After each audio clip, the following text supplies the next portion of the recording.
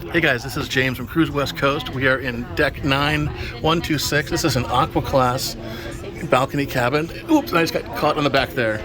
We are in doing a quick ship inspection tour. So I wanted to give you a quick video. We're in the port of San Diego here. This is the balcony. This is the Celebrity Millennium. It is the oldest ship in Millennium, or in Celebrity's fleet, but my goodness, it is absolutely beautiful. Very, very well maintained. Very well updated. In 2019, they updated to add a bunch of nice features like the USB plugs right there. And we are very impressed.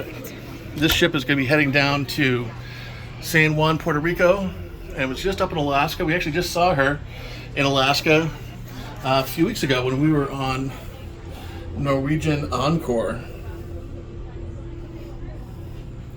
Nice good space there for the toilet rather than being stuck in a closet somewhere. And that is our quick 1 minute video of Celebrity Millennium 126 and Aqua Class balcony stateroom.